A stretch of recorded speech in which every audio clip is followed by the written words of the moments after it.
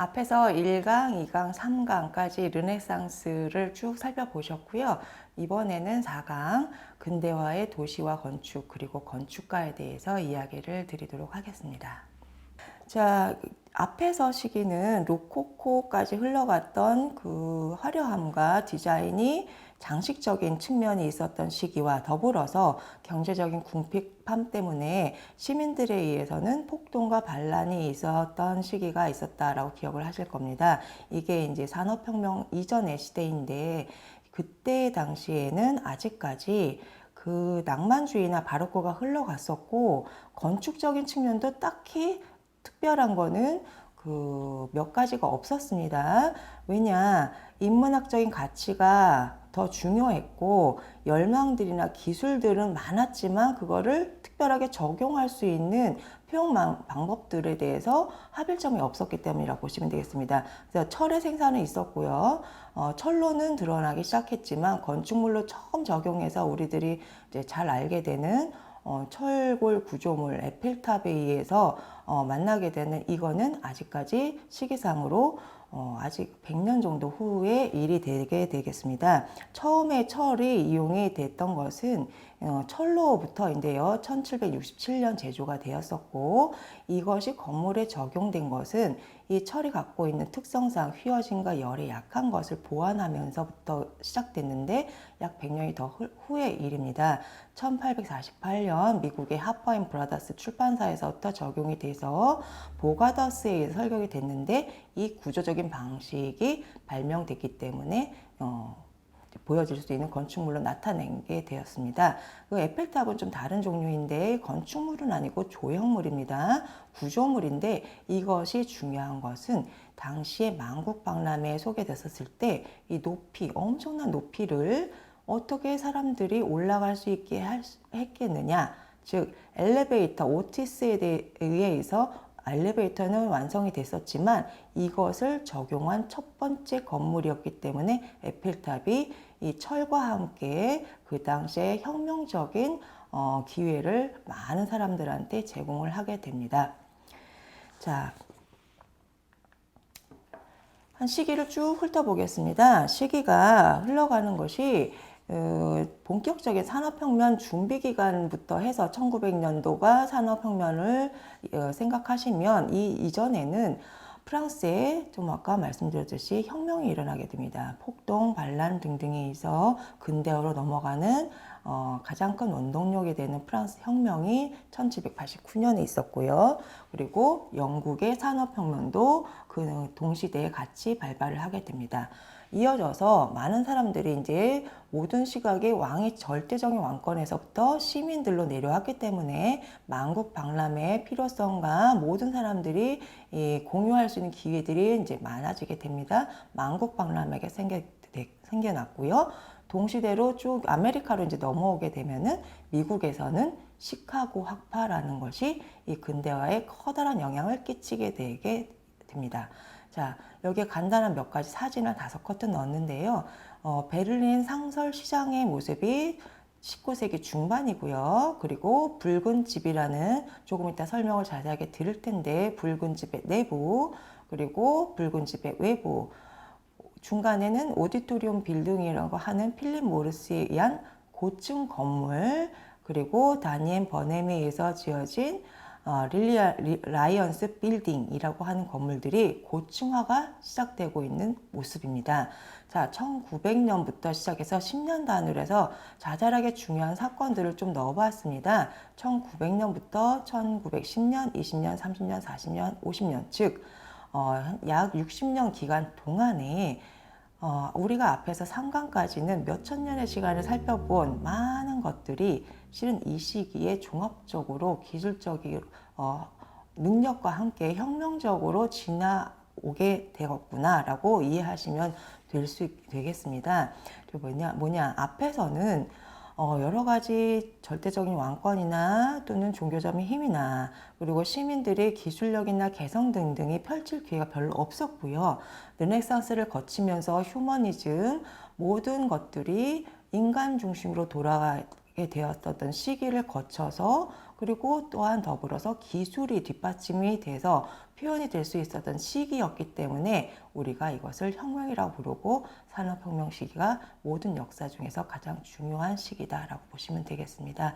이 시기가 이제 근대로 넘어가는 것이 1900년 이후가 되겠습니다. 시카고 학파를 먼저 설명을 드리겠습니다. 이제 즉 모더니즘이라고 이해하시면 더 빠를 텐데요. 어떤 것은 근대화라는 시기상의 역사상의 우리가 기준을 어디서 둘지가 애매한 우리나라 단어가 있을 때 모더니즘은 명확하게 우리 근대화의 개념을 좀 전달하고 있습니다. 그 근대화를 전달했던 가장 큰 힘을 발휘했던 것이 미국의 시카고 학파입니다. 자, 시카고 저도 아직 안 가봤지만 역사적으로 특히 건축에서는 큰 힘을 발휘했던 이전까지는 유럽의 힘이 컸다면은 모더니즘부터는 미국의 힘이 조금 더 컸던 시기가 된다라고 보시면 되겠습니다.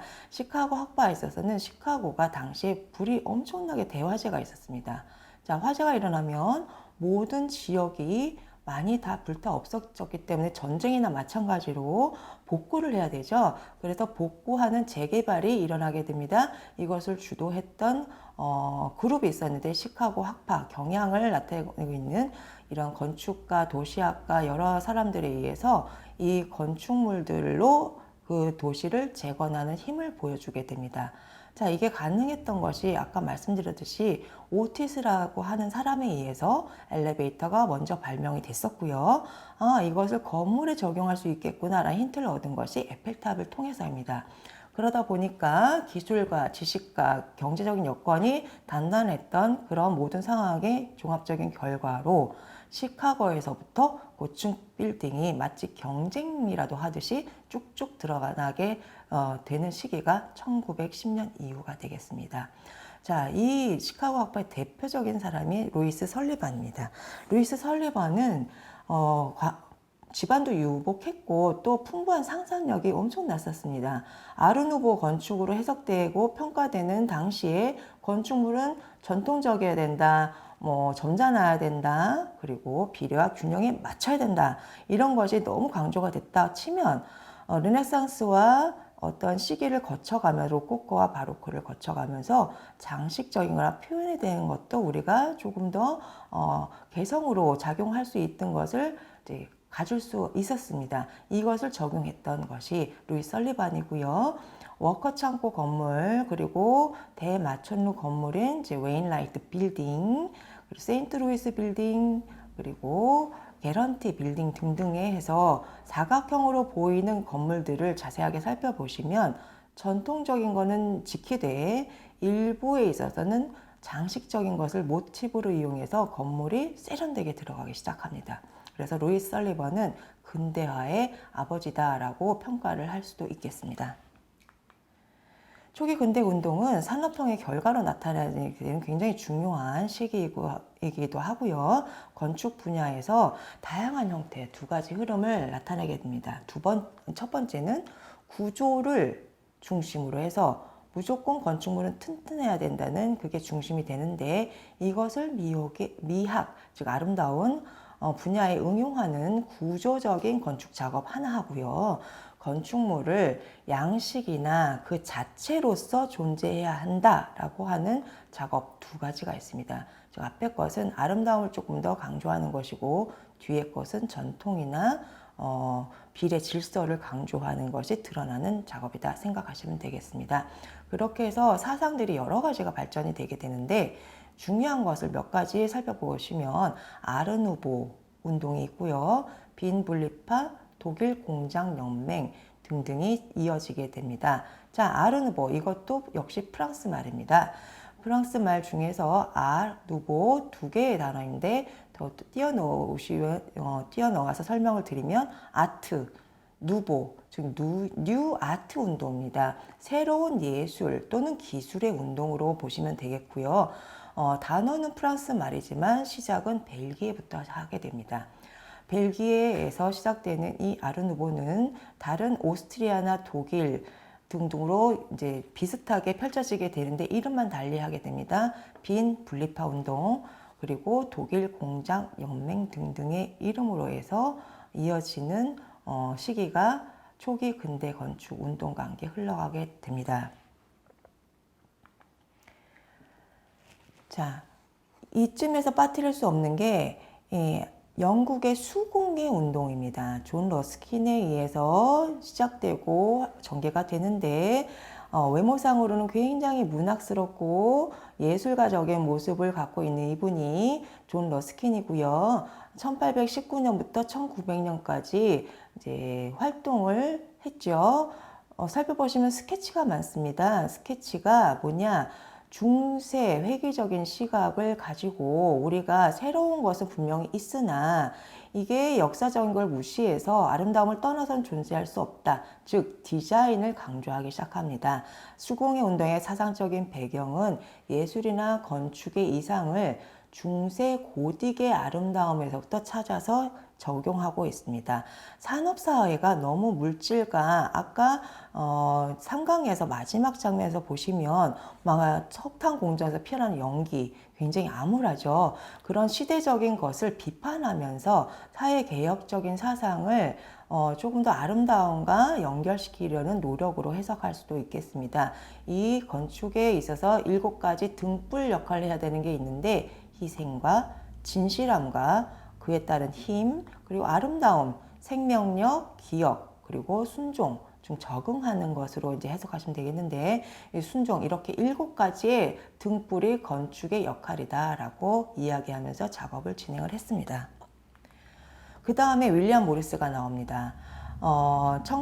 약간의 겹치는 시기가 있었고요. 러스킨보다는 조금 후의 사람인데 이 러스킨에 의해서는 건축물이 딱히 드러나는 게 없다고 치면은 모리스는 붉은 집이라는 아주 대표적인 수공예 운동의 그 다음에 이제 아르누보의 연결을 하게 되는 역할을 하는 건축물을 남기게 됩니다. 자, 붉은 집은 예술품입니다. 한마디로 따지면 예술품이고요. 모든 것 하나하나가 다 작가, 건축 작가에 의해서 디자인되고 적용이 됩니다.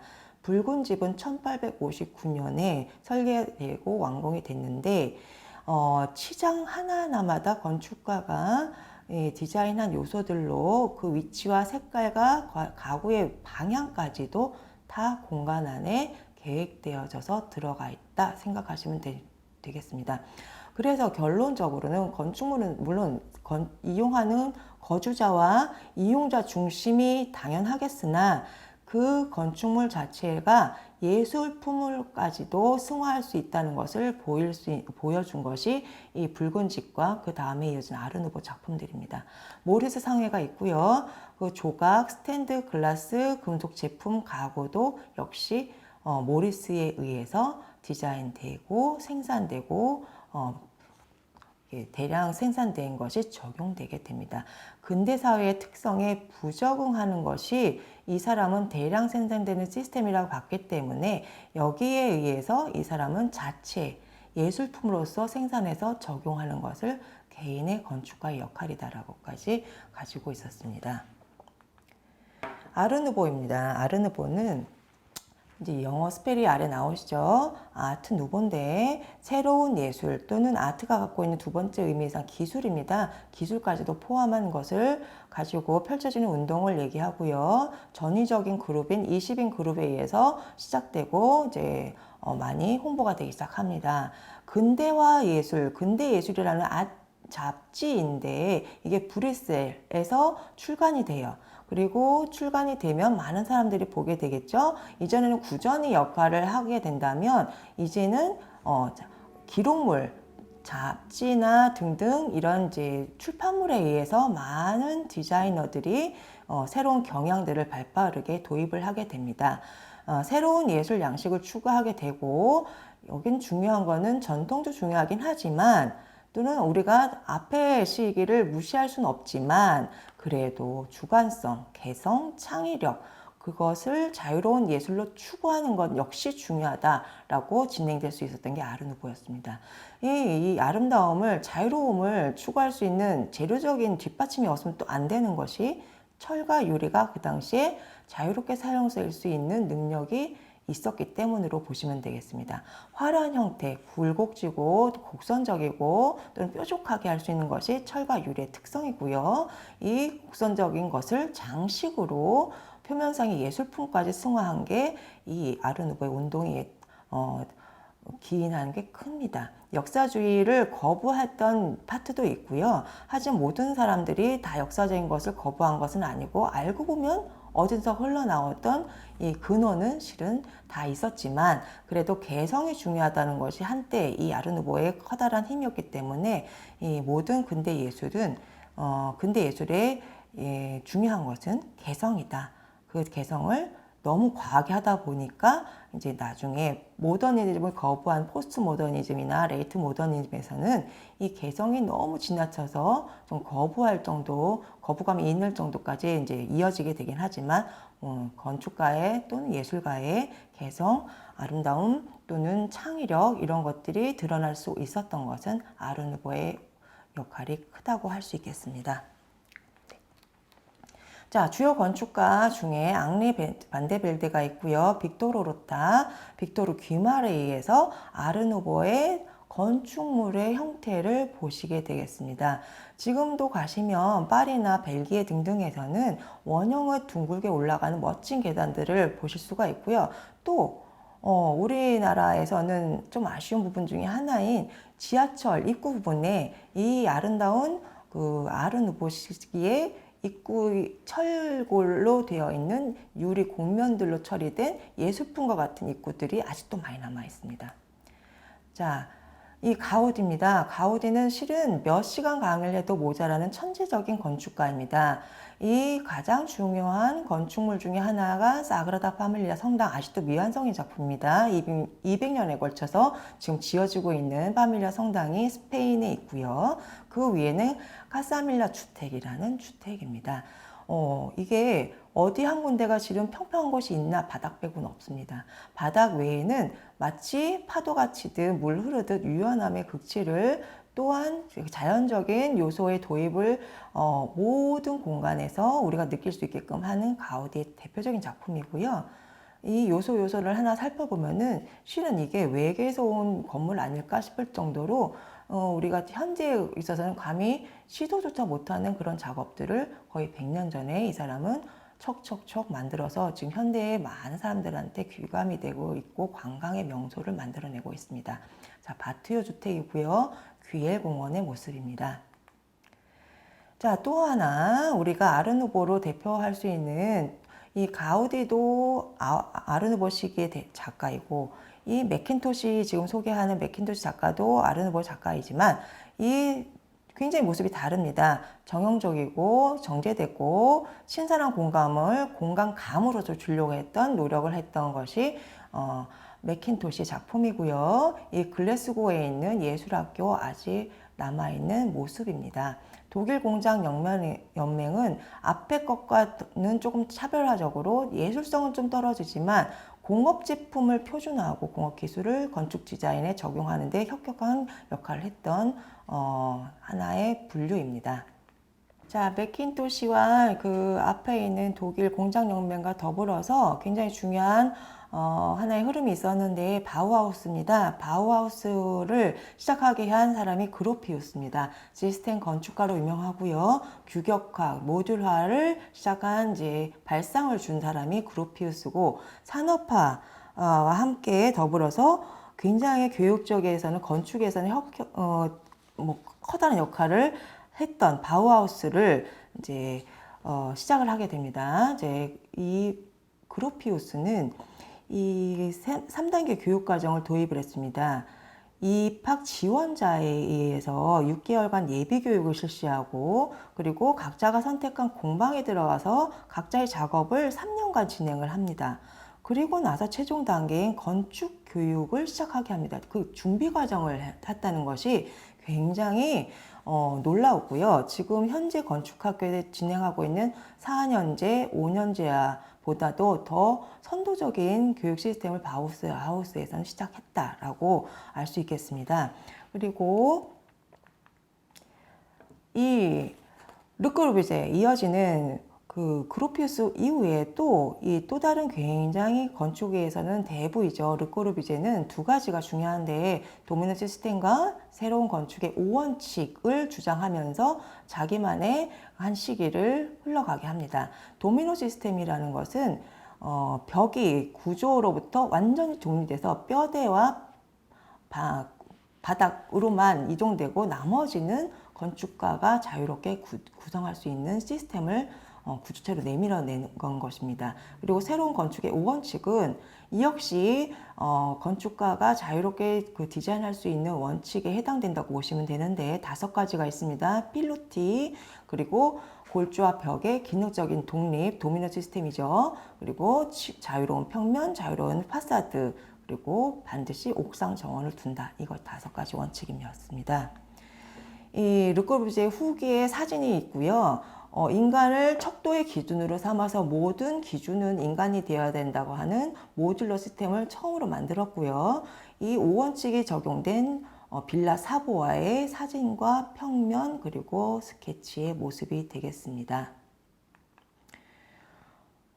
가보면은 누구나 감동받게 되는 롱샹 교회 사진인데요. 안에 들어가서는 여기는 도면이 진짜 있었을까 싶을 정도로 지금 현재 도면하고는 다른 마치 그림과 같은 평면을 가지고 있습니다. 그 안에 있는 창문들은 계획적이라고 이제 생각을 하게 되는데 모든 빛들이 일정한 창문을 통해서 들어오는 것이 아니라 깊이와 방향이 다 다른 창문에 의해서 내부에서 그 기도를 드리거나 내부에 앉아 있는 모든 사람들이 받아들이는 빛의 분위기가 이 교회를 성스럽게 만드는 작용으로 이제 종합적으로 계획된 교회다라고 보시면 되겠고요. 유니티 다비타시옹도 있고, 그리고 유기적인 건축을 진행했던 이 프랭크 로이드 라이트 역시 르꼬르비제와 더불어서 중요한 건축을 작업했던 작가입니다. 이제 미국에서 태어난 사람이고요. 유기적인 건축을 처음 언어로서 도입을 한 사람이고 3가지 유기적인 건축의 원리를 시간과 장소적인 특성과 그 다음에 인간적인 요구사항으로 적용을 해서 건축을 쭉 진행하게 됩니다. 지금 보시는 사진은 낙수장이라는 건물이고요. 그리고 현대적인 건물에 있어서는 구겐하임 박물관이 있습니다. 르꼬르비제 유니테 다비타시옹에서 50년대 건축적인 영향이 엄청나게 컸기 때문에 전형적인 설계 방식처럼 고층 아파트 건축 계획에 작용하게 됩니다. 이게 실은 해석이 잘 되어야 되는데 해석과 적용이 잘못되어서 움직임과 함께 그가 의도했던 건 다른 형식으로 근대 이후에 현대로 넘어가게 되는데요. 고층화로서만 유니테 다비타시옹이 영향을 주는 모습으로 보여질 수도 있겠습니다. 그리고 나서 이제 본격적인 현대화는 1960년 이후에 진행이 되게 됩니다. 여기까지 4강 설명을 마치도록 하겠습니다.